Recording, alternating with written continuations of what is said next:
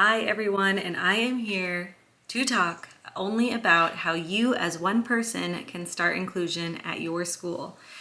Now this is totally talking from experience. I have done it multiple ways, which I've talked about in different videos, but the best way is really to beg.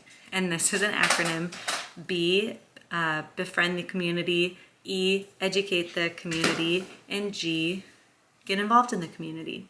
I'm going to quickly break each one down, and these are just simple ways to start inclusion at your school. When I say start inclusion at your school, I mean any sort of an inclusive practice. For an entire school to be a fully inclusive school takes more than just one person to do it. So you can get it going, but it will take the rest of your community to keep it growing. I'm going to break down the different steps in starting more inclusive practices at the school that you work at.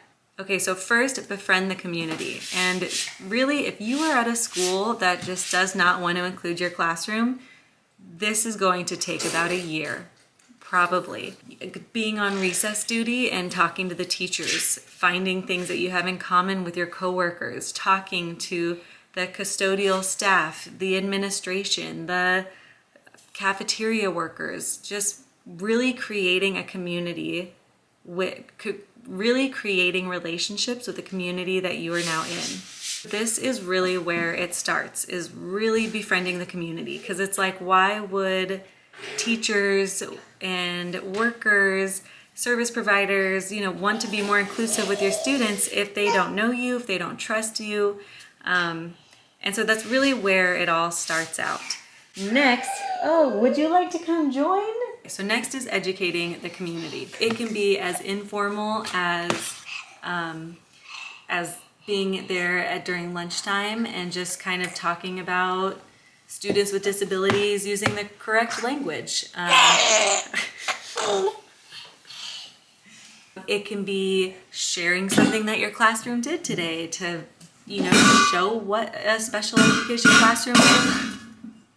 And this is the time where you can also talk about, like what your ideas are on inclusion, or you can talk about reverse mainstreaming. That was a great way. I need to give you something quieter to play with. Just really anything educational that's like informal. And then you can also volunteer doing ability awareness activities for your students. And this is all on my website for free. I have example ability awareness activities with scripts on there for you to use. All of these are ways to educate the community. You can also do professional developments or invite someone like me to come and talk to your school about inclusion and inspire them to want to change. Something weird that I've noticed as a special education teacher, I received a lot of trainings about inclusion. And I thought it was always so ironic because I was like, yeah, of course I want to be included. I don't think I'm the one you need to convince here. The general ed teachers would have a totally different professional development, and all the special education teachers would learn about inclusion. So PDs should be for the entire school. So just educate your community. And that means educating parents on what inclusion is, educating teachers on what to do, educating the peers on the new behaviors that they might be seeing and how they can be a good friend or a good example and whatnot. And lastly is get involved in your community. And this I'm talking about, like, if there's, they're asking for teachers to come help with a talent show, or they're asking for teachers to chaperone a school dance, or, whatever the case, that you are also actively getting involved in your community, that you want your students to also be a part of. Okay, inclusion will not just happen overnight.